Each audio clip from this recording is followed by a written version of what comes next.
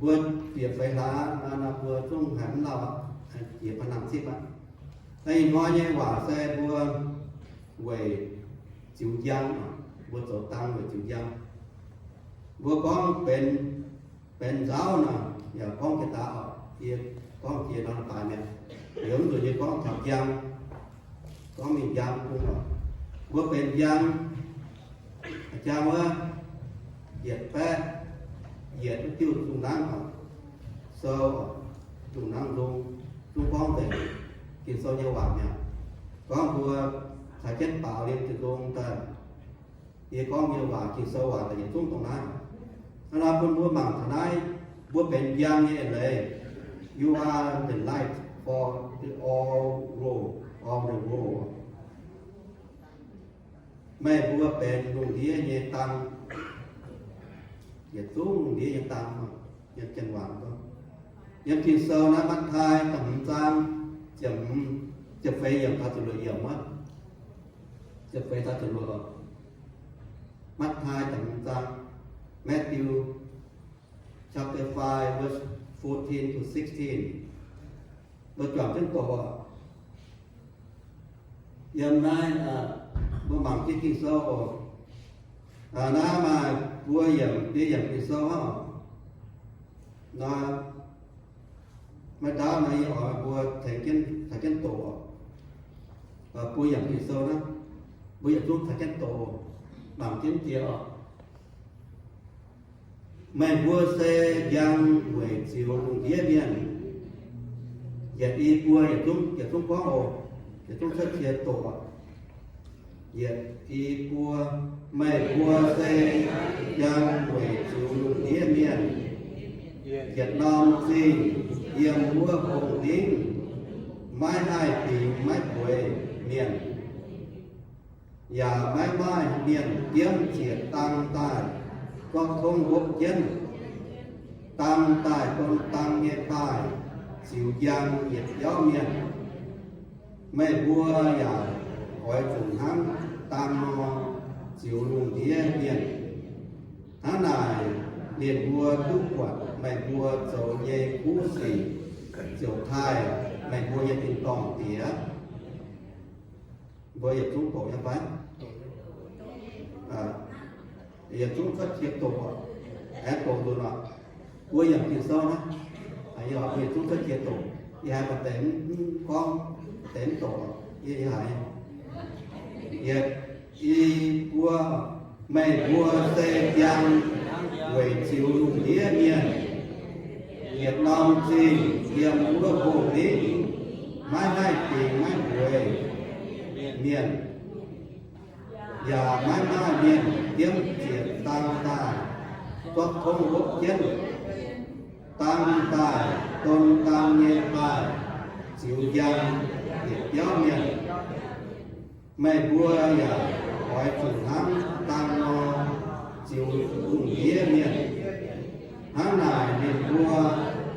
túc quật mẹ vua chỗ nhê phú sĩ chiều thai mẹ vua nhê thì còn nghĩa amen rồi còn gọi tay họ có quyền như thế nó và cái mặt tay tục tắm tay nhung rồi kia tua một hai xí thế là dân trả như hòa em tổ dân trả như hòa quá dân 14 or 16 you are the light of the world. A city on the hill cannot be hidden. Neither do people light lamp and put it under a bowl. Instead, they put it on a stand, and it gives light to everyone in the house. In the same way, let your light shine before men, that they may see your good deeds and praise your Father in heaven. Amen. Cái này vua mảng thật, đối với kinh sơ hiểu vua tổ giang, thì tàn vua bền giang, vua quản nó dùng giang xe, khi tu hay tao tổ giang, khi sau đó Giêsu này cần có những chỗ giang mà Giêsu bây giờ chơi số chỗ giang chỗ nhận hốt dụ mẹ nhận hốt anh chỗ bây giờ chỗ chiếu anh chỗ bua như một kỳ dùng chiếu Giêsu chỗ chiếu dùng cái nào như một bua xiên thì đúng á xe thì đúng cần để làm kênh để cho quân Giêsu ta làm kênh để về để độ con hiểu nhất thì đúng để độ con họ bùa hiểu Giêsu để mà nhìn Giêsu năm bùa này họ ta hiểu bùa lùng đĩa miền hiểu điên lùng đĩa như tại vì lùng đĩa như màn miền lùng đĩa như màn để ta hiểu Giêsu năm bùa để mà quân sinh con Giêsu tổ giang bùa ya xiên này như một tổ giang là bùa con giang này bùa anh có thông gốc nó dễ họ này con chỉ số con tăng tại con tăng như bài bữa chia tại mai tao ai có thông tại gốc tăng này bữa chia tại như tại chịu cho dùng cái giang nghe ngoài nó tăng nó tại chịu cái gì tại giang nghe cái giang thì không cho nha mai tao con bữa thì nó là trở lại bài có tăng không tại gì cũng chia tăng mà bữa mai gì vì hắn nghe là bữa Giêsu nghe nhà hỏi thì sau chiều bữa bên giang mà bữa hắn nói hiển hắn nói chỗ bên giang hắn nói chỗ tốt chất giang luôn bữa cho bên như giang ta ở bữa cho bên như xin là ta chỗ giang chỗ nào bữa cho bên xin cho bên như hiếu cho bên chỗ như xỉ là chỗ giang yếm chiều quân nông điên nhỉ không thể xiên này Giêsu hắn tam nó có thôn gốc chân mai về dùng giang mai cũng nhận quản không thể thằng nó có nghe này sẽ chỉ sau nghe này sẽ vua chỗ giang hiểu vua chỗ giang sẽ vua ở chủ xiên này Giêsu ở chủ chỗ xuất dùng giấy chỗ mai để nghe phun cần tàu quản vua sẽ Giêsu nghe mà giang chỗ nghe này bằng tôi hiếu xuất ta thì nó không gốc chân nó tăng mai với tao việc giáo viên này có chẳng mua đồ mới không tăng đồ mới họ cũng phải vô mà cắt tăng quá tụi nó tăng hết tốt nghiệp hết giang nói trở nên mày phải phá tăng mà mày ngoài phải phá như nó ngoài nó giang chỉ ta chịu bua xuống gì nó béo là game tụi nó tăng là nó cắt tăng xuống mất giang mai tao kiếm chia tài tụi mình cốp chân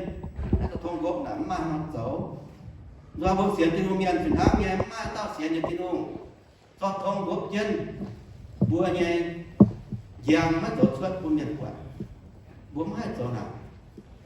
bùa mai tao xiên như Giêsu mai có những chỗ tình kiến hòa tú đồ nghe cho phải mày tú chỗ nghe cho phải tú hãy dùng đồ phải mày xiên như Giêsu mày ở chủ chỗ nghe mà xiên như cho là nó phải tu về điều mạng phải nói Giêsu của quân tổ giang thế nào đó chủ con xuất của căn tàu chúng tôi cho thông gốc vừa xiên như chó chúng tôi cho cái gốc trên vừa như dấu như xì là chúng tôi miệng quật chúng tôi nhái nói lấy xem tôi nhái của xiên như Giêsu vừa chủ con của căn tàu nhé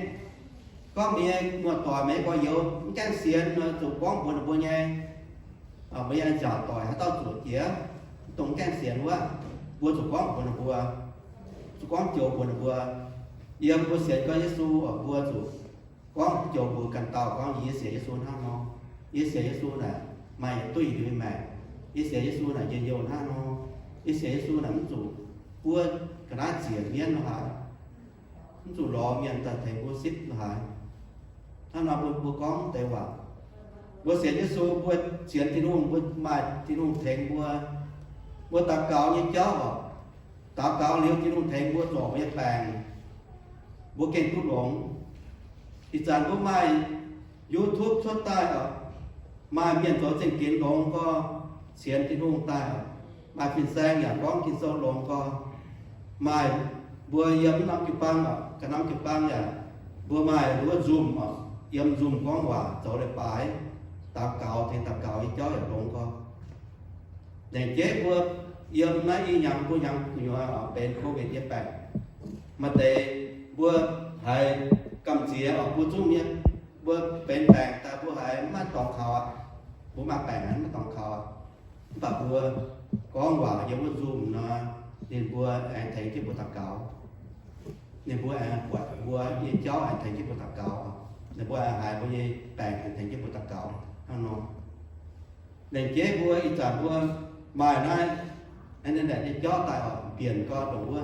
bữa tập cáo dân dùng thế là muốn để cho bữa tổ giang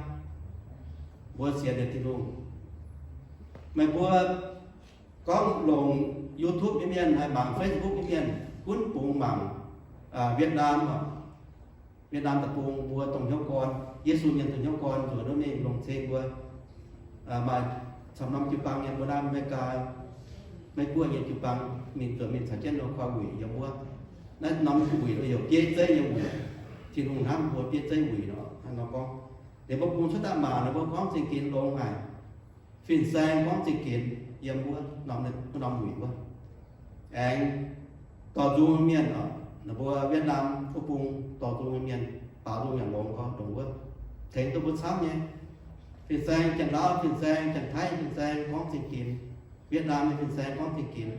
nó bữa tổ chế dùng để yếm bữa có sự dùng để bữa nói phải luôn yếm một thì chết thằng thì cẩu bữa nói rồi bữa lộn yếm nó tỏ tạm bép miền ở bữa dần một xin bây giờ một xin của yên nó nhầm nằm cho yên tôi phạm bép miền ha nếu mà bữa Nam America yên phải chết chẳng Thái chẳng Lào phải chết Việt Nam phải chết chẳng khác nhà tài tệ là bữa con mà bia nó mà Phật lăng nhà tài mình tệ sau Canada mình tệ mà bia nó cha nó tập trung mình chọn chỉ bữa rồi được bài thế này tổng thể bia buôn hoa mình là bữa dầu khoa quỷ có một thể cho dầu giang với chẳng đau tàu anh ấy hiểu dàn phủ hít nè tàu nên có gì kiến nên con đúng là nó có xỉa Giêsu ha nó có nên kén xỉa Giêsu rồi quả này tiêm bài này quả này tia bữa đó Giêsu miền thành thật cao để cái xin tài dạng cháu thì hoa mình có liệu rồi tại quả này tia sốt chứ quá giải chấp giá kẹt kẹo quá chúng chia tôi để tia thế này sẽ Giêsu thầy nó sổ đồ này tia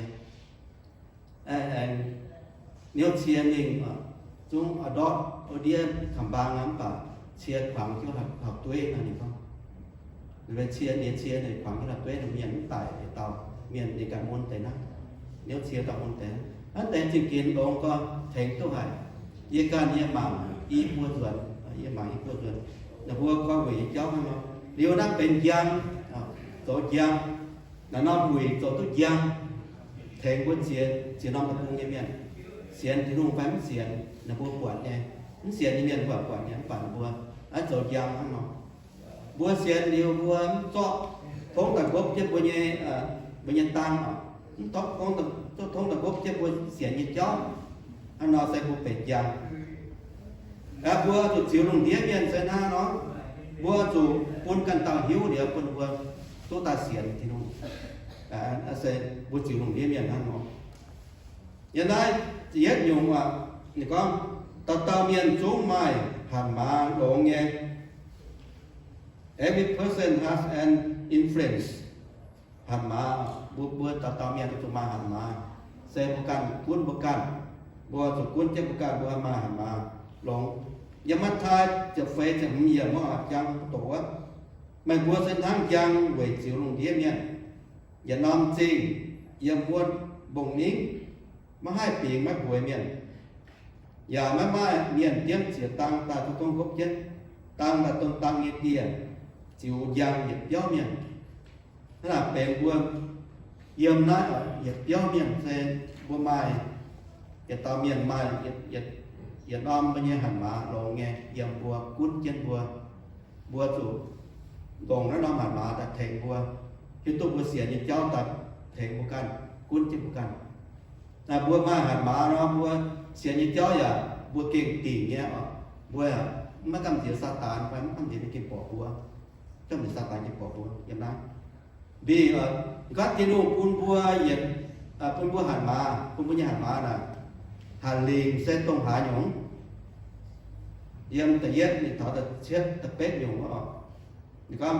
ไม่บัวอ้อยจูเขาเว้นเยซูอย่าลงนี่เย่ต้มชาเป็นเมียนเฮ็ดเมียนบัวเป็นเมียนเฮ็ดเมียนนะนะโจเยี่ยมเอเฟโซโซตำรวจสร้างวะเนี่ยนะก็ถามแต่เจ้าเหี่ยวบัวจ้อที่นุ่งคนเย่หัดมาเวกินแต่ซองจะไปสิ้นนะวะแต่เย่อ้อยจูจ้อที่นุ่งคนเย่เวกินซองเช่นแต่ฟาร์มบัวอ้อยจูโจอ้อยจูเสาวินว่างบอกจ๋าแต่เฟยฮะน่ะโซเวิร์ดมาทำลงเชียนไหลโจทางสายจิตใจแต่รัวลงโจหอบยิงเจ้าโจเหตุจ้ากวางเจ้าหลักวัดแต่เชียนอย่าอ้อยจูจุนแปลงวันยังคุเสียนเวยโจเหตุตาแต่เป็ดอยู่อย่าอ้อยจูลงเสียนฟิล์มโจท้องป้ายนั้นเจ็ดเสี่ยวhai miệng vang ó tao miệng nhẹ phòng sang là buat bèn miệng hết miệng cũng mà hạt mà buat xiên Giêsu buat là tôi buat lúc quay mau nhân đồng mau lúc quay yếm lắm mai cha mai con quả mai thằng cáo buông tới nằm ngò buat xiên Giêsu buat chủ mà hạt mà cũng chấp cần buat tụt hết nhẹ tôi quân vua của giảng cái chó bao yếm vui nhau vua của giảng cái chó vua xiên cái chó là xiên tiền hết nhé mà hẳn má nhé quân chăm vua yếm mà quân sa tán khi bỏ yê thoát thì nó quân như vậy kìm tròn chứ tháo nằm cho ổ yê thiểu sâu thu quân may cầm gì mà phòng sáng tại vàng o nhé miên như phòng sáng cũng cầm gì thế là miên tọt trắng bỏ trắng tại khi bỏ yê yếm mà chẳng có miên tiền kịp bỏ yếm con vừa mà hết yếm vừa mà quân chân của cần hạt má này vừa của chàng như hạt má vừa mà xiên phim như hạt má những dây hạt má tôiว่าyếm bên chẳng miền yếm mà hạt má quân xiên miền những dây năng nó yếm bên cầu hố cầu hai cầu hết như ở quân chân xiên miền quân nền chắc cái nền rồi hết nền hai hết những dây năng nó có dùng hạt má và tổng vừa xiên phim như hạt má vừa xiên như cháu tụ mà hạt má hết nhà quân chân vốn tụ quân sa tải mà chẳng kịp bỏ vừa tụ mà chẳng hai tạc cáo mà chẳng tạc cáo vô bao ám bà kịp số văn vừa nhé đi vườn sở chất vừa nhé xin bao nhé bà vườn số trong giấy vừa tụ mà chắc con quả thảo tí hù chủ tạc cáo thảo tí hù bóp trả sau tạm kê như nó bóp tao để mà vừa hết nhé tròn chân tại một kỳ là vừa hay bóng tôi hiện vừa mà xem phim yếm tí hù anh nào vừa hết nhé yếm tí hù mà hẳn mà yếm tí hùถ้าคุณบัวแอมบางแต่เย่ยงอ่ะแต่เย่ก็โจตุยุงเซลงเย่ยัง the manner of this shining ยุงเซลงเย่ยังถ้าเรายุงเซลงเย่ยังอาจารย์เย่บัวดำบัวแมวยุงเซลงเย่ยังบัวมันชอบยุงโจอย่าต่อมาชอบยุงโจเนี่ยอย่าต่อมาอย่ายุงแอนมันชอบอย่ามาอย่าเนี่ยbữa chỗ đồng cái giang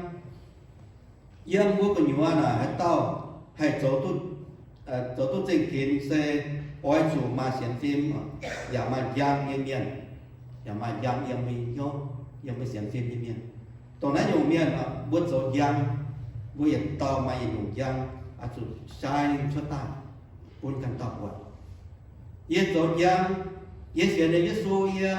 bênอีจานนี้เป็นยกส่วนเย็นๆเนี้ยเนี่ยอย่างมวยเป็นตัวยกส่วนน่ะเย็นหยุ่งยังเยี่ยมบุเสียนย้อนคุณกันตับวัดเยเสียนเยซูเยมาไปอ้อนเมียเยี่ยมมาใจเมียนหวังฮะเยี่ยมจากเมียนโจว่าเมียนหวังอ่ะเนี่ยเย็นยังอาจารย์อย่างสมัยเย็นเดียที่เนี่ยก็หยุ่งเมียนน่ะบัวจะหยุ่งยังคุณกันตับวัดye giang ở ye sẽ được ye xuôi ye nhớ là mấy nhái mà nhái ye quẩn ye coi yếu là hắn tao chuột tới giờ họ có quả ye ye hay mình thảo chụp bao tỏi ye tòn mà quân chúng thảo thiểm bài ye chỉ mình nó béo này anh thế nhé hay chuột nhé hay có quả hay kêu thông tỏi nhé nó vừa trời đủ giang เขาสอนผมเสียนที่นู่นเจสูนะบุปผาไม่พอเยอะนะซุ้มออกของบ่าบุปผาไม่พอเยอะนะซุ้มเพียนหวังไงนั่นเนาะบัวอย่างไม่จุดตรงต่อตรงว่าตรงเสียนเยซูจุดตรงต่อลงนั่นบัวจุดบางต่อยน้ำตาลจุดบางต่อยนั่นบัวสาวเมียพอเยอะต่อยยำแก้เสียนเมียตรงจังบัวอย่างจุดตรงยำเจ็ดที่ยำหนักก็บัวโจนมาแล้วอยู่ยำบัวโจนอยู่ยำยังไงบัวมาโจนยำเจ้าบัวถึงต่อยถึงต่อยก็มาโจนปลายบัวโจล้มในตามมีบัวcó mà tổ chức sơ bây giờ lộn tam mình quên có mà bộ dung nhân quốc bây giờ lộn tam mình quên có một năm tiền năm hạ phải tiền năm để bài mà khâu quỷ nó năm còn bây giờ mình quốc khâu quỷ bùa tổ giang có bốn mình bùa má giang bùa tại chỗ nào có giang cố mình bốn mình cặp rốn bốn mình thành bùa cố mình trên bị giang bốn má giang nó sẽ quy về dùng dao như này. Yohan so tập bết giang thì nhiều mà. Giêsu giáo miền con, Giêsu anh giáo miền thì con. Ye sẽ giang chịu bằng kên. Hãy tao can ye, bố tao hiện hiểu mấy chủ giang hoáng của nhua. Xuống tụ giang chịu như vậy. Nè, Giêsu cần con. Ye tổ giang. Giêsu con, hãy tao xiên khảo ye. Mấy man hoáng. Giang chúng tôi giang chịu bây giờ mà nó vừa chịu bùa mà trên vô nó bùa giang chịu chấp với mẹ à bùa mà gì chứ như hiền nó bùa mà giang chịu chấp với mẹ bà cái tao xuyên để Giêsu hiền hoàng xóm như tu rồi trên vô nó bùa những cái mà giang chịu với mẹ bùa cái tu rồi một chia nó dùng bùa xuyên để Giêsu mà hai năm miền nó cái tu giang chịu miền này, giống cái tu gọi dùng chia miền này, anh nói, bữa xưa Giêsu cũng đang được bài con gọi dùng tay, hắn nói bên gọi dùng tay như mẹ xem, bữa mình thả ra bữa thả coi vô họp tỏi nhé, nhìn vô nhé, nào nhìn như tỏng, bữa họp chủ con vào là nó là như nhau, nhìn vô tấm chính thể phát thiên, nhìn vô như mẹ tấm thể mình con riêng lại và con là thèm tôi biết như vậy khi soi ăn nó dạo buồn rồi buồn mà nhìn vô như mẹ sẽ rồi nó dùng xỉ như miền vì sẽ có bền Giêsu miền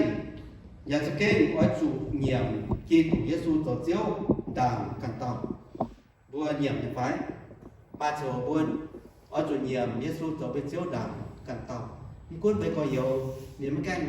nhiệm Giêsu tổ chiếu đến cái hai ta cao không phải bùa ở chỗ thế này ta cao đấy bùa nhận Giêsu đàng mấy coi dầu bùa thế này yếm bùa bùa này khâu bùa trở nên ta cao bùa nhận Giêsu tổ chiếu đàng mấy coi dầu bùa giờ ở chỗ bùa thế này hay hiến hết cái tay khi xưa là có bùa sao con bùa nhận coi dầu xiên mà hết bùa chút tụt tài này còn xiên nó hết lúc tay tụt tài xiên nó hết tay hăng mong để bùa nhận Giêsu đàng cẩn tàu coi dầu sẽ có bùa về Giêsu miền sẽจะเก่งว่าจูอยากจะเก่งว่าจูเยี่ยมคิดถูกเยซูตัวเจ้าดังกันเต่าตรงน้องเอ็นเลยบัวเปย์ซูเมียนบัวจุกน้องเจ้าแต่ยัดผลิตโทแต่เจ็บจานฝาเสียเดี่ยววะเวนัยไม่คุ้นไม่บัว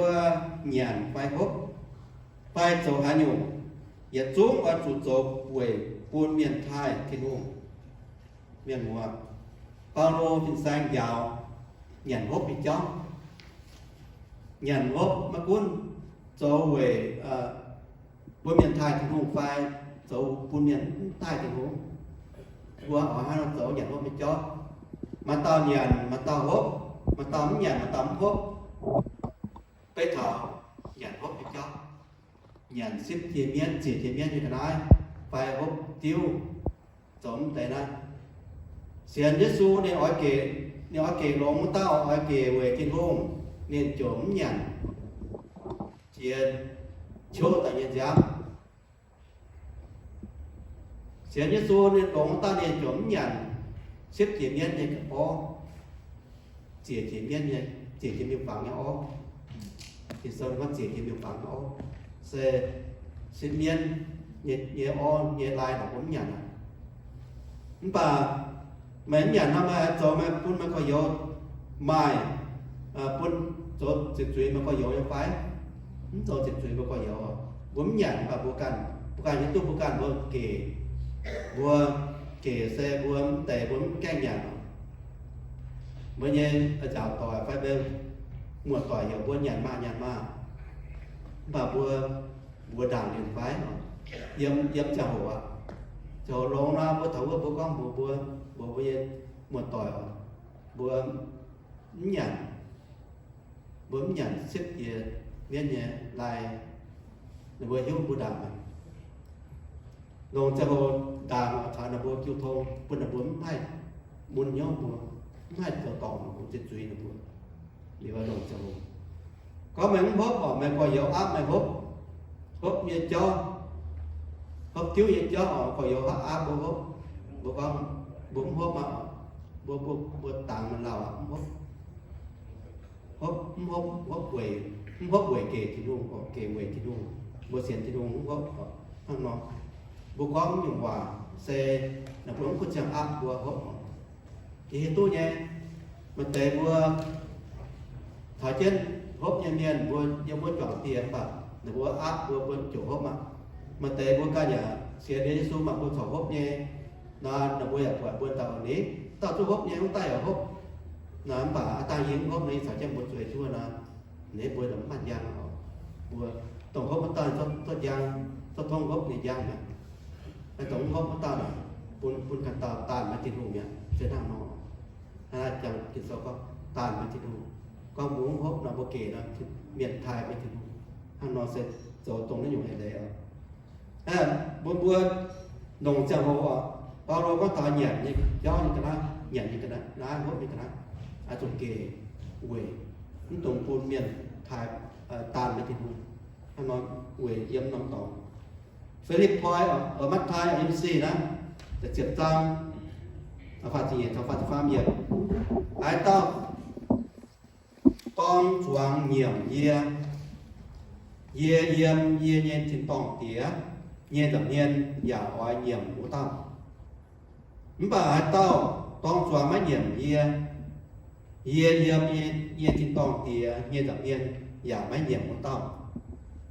hai sẽ Giêsu con bảo tòng na con bữa xưa này Giêsu bữa anh nhé ta cao bữa bể rồi ta cao nhiều Giêsu năm bữa Giêsu dẫn nhiệm bữa thì con cái rồi này nó con bữa thế là bữa tao một tao miền xưa Giêsu bữa chủ tung nhé bữa ở chỗ mày ta cao nhau bảo xuất tài yếm duy xuất tài chủ nhiều Giêsu năm bữa xuất tài chủ hiểu tiếng Hùng bài Giêsu năm bữa xuất tài yếm bữa tiền duy tao miền xưa tiếng Hùng miền ý tôi nhà mà tệ có hai tập cáo nhé tập cáo trên đảng ý nhé như có tiền tại ý nhé tập cáo và thì con cũng chỉ một với nhỏ ý bùi nhầm từ nó ý cần hai tập cáo quả xin cho mình họp cho mình lọ miền thành căn tàu ý số miền thành tập cáo nó cũng bám lồng ăn lồng dầu ý cần lồng nhà ăn lồng dầu buộc căn tàu thành tập cáo mai nhé từ đảng ý nó bảo buồn ít giảm bảo kinh sâu Giêsu năm có năm bữa tôi nhiệm Giêsu năm bữa tất cả đảng con thấy Giêsu năm bữa thì ở Philippi sâu thì nhất trang chỉ biết gì mẹ bữa yếm sẽ giảng khảo Giêsu Kitô rồi nhung cú sĩ về quân miền Thái thiên hùng trên thiên hùng có bữa nhiệm bữa tất cả như cháu thành tôi bữa miền nhà trên thiên hùng bữa bún ba miền trên với thiên hùng yếm nhiệm Giêsu năm bữa buôn miền Thái miền Thiên Hùng, hắn là bua ở chủ chiếu giang bua như đầu buôn Thiên Hùng tu giang làm bua số chiếu giang sẽ nhé hắn là mình ở chủ chia uông như lệ mà chủ chia uông như lệ ở chủ kiến chiếu Giêsu giáo như quả chỗ ở chỗ trên chịu băng nhiên lệ thành số chịu băng như cùng ở chỗ chịu qua miền lệ của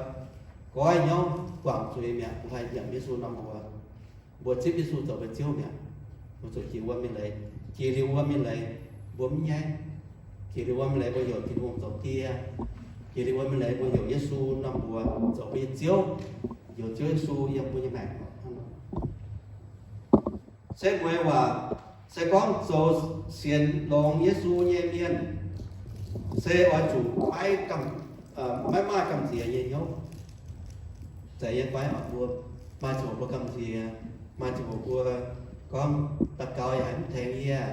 thì cả nhà tất cả con tốt thà con tốt xám mà dễ thì cũng thèm gì ở chủ của thảo vừa thảo phiên sang thèm chủ của thảo hay không thèm hai ta cẩu tệ tệ của dễ nó bố mồ la miên nó chụp ta cào nó chụp hai điểm với xuân năm mùa hai ta cào nhé ta cào này bữa chiều mới dùng có dùng lắm thì trả nhé ta cào à yên chiếm chủ sinh đi ngọ rồi như thế này tỏ yên hai con kim sâu yên ta con thố sinh đi tỏ cháu yên cô như hai con kim sâu như quả xuân tiền tổ hai tức thuật thông tạp nó mày cho nói ở mày hai con môn phải hai phút choáng phải thôi Giêsu thành như sổ chuẩn xuất như nhé hiệp quay quần bảng phải hiệp quay mình choáng phải quần bảng kia nốt hải phải tại ta cầu vừa ta có nó thôi chưa thành như một tại amen tại tôi ở những chục con sao những chục con tiền dùng mua Pharisee chán rồi Giêsu con buồn yêu thải chạy con yêu thải mẹ con muốn tồn thang ta cáo tồn thang Pharisee miền nó tệ ta cáo em đã la hồng trai hồng ta cáo đau đi táo nhé đua miền ở chỗ này hai hàng non chỗ là thiêu cầu thèn nó dễ năng nó bữa ta cáo nám nhé thiêu thèn dễ con ta cáo ta cáo đau ta cáo xăm nhé thiêu thèn xem buổi như quả thế nào mẹ vua hả mày bua cho hạt mà chăn chăn yếm chiến mày bua yếm bua mà hạt mà yếm bên yếm mà bua chụp chó để yếm chú một kiện tròn cái yếm bút xin yếm mắt thai tầm ra chụp yếm trang bua tổ quá xếp mày gã lá yếm quá mày bua nhà ói chủ hang tan nó chiều lùng điết nhỉ thế nào nên bua túc quạt mày bua dầu nhẹ xỉ nhẹ khu xỉ chụp thai mày bua nhẹ thì tổng tiền buồn dầu naเป็นคู่สี่บัวปลาเมียนปวดบัวdầuยังบัวห้ามเมียนนะบัวความโอ้เยซูเมียนจิวทงต่อยลงเยซูเมียนมาจิวปังลงอ่ะโจให้หยกปันตานานเนี่ยนี่บัวทายไปที่ดูทายเยซูบัวเต้งเยซูนำบัวหนูก็เต้งต่อเยซูนำบัวเยซูเมียนเพราะฉะนั้นมาเตาแก้เสียนเนี่ยหมวดต่อยในเหี่ยวเยี่ยเป็นหรือว่าเยซูเยี่ยเจียวเนาะGiêsu chiếu, vậy con yếm thấy Giêsu chiếu là như là bền bao, thì bữa là sẽ Giêsu nó, như là sẽ Giêsu hay yếm thấy chiếu, con chiếu là tổ Giêsu tổ chiếu, tổ nhiên chiếu rồi, như nó có mềm buồn đi, nó chuẩn là bốn hiếu rồi, con là tôi bữa to chụp ba miền, con Giêsu chiếu, mắt thái à, chụp đùa yếm mà thằng ta đùa yếm, Việt Nam nên con, yếm chén như vậy con let your light so shine before men, that they may see your good works and glorify your Father which is in heaven. Amen. Đó là bùa thảo bùa khi soi nhau vào dành nát nên là bùa túc bị nhau thảo con xe bùa máy nhai hoặc bùa ở chỗ giang bốn tung chạy tệ thiên hùng bốn tungแต่ว่าต้นสาวเขียนที่หลงคิวทองอยู่ว่าต้นสาวอันบทคิวทอง